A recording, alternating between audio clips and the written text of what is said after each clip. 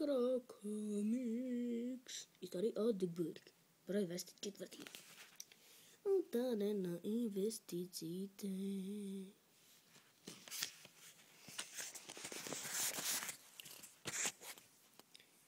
И така.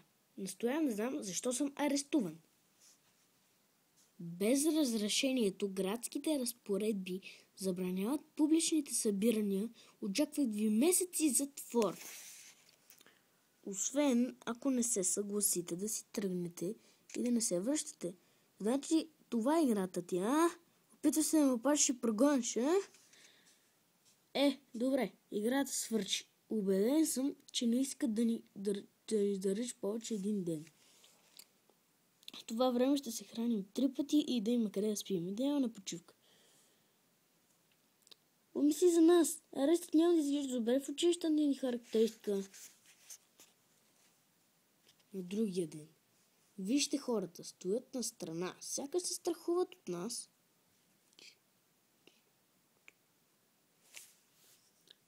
Не всичките. Ти си чужденец, така ли? Брей, не бях виждал чужденец. Защо местните хора не приемат любезно чужденците? Това е заради предсказанието, направено преди години от странствен гадател.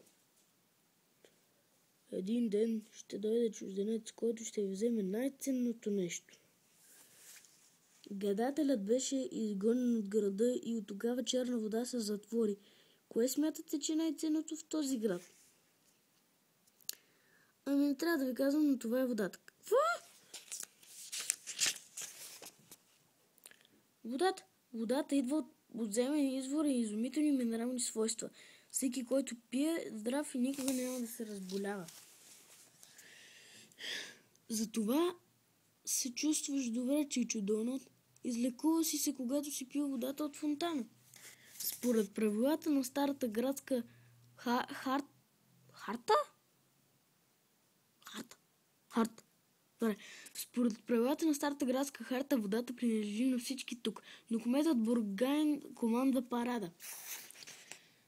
Той е нашия богат човек, той е най-богатият човек в града и постоянно напомня на хората за пророчеството и ги плаши. Не го харесвам.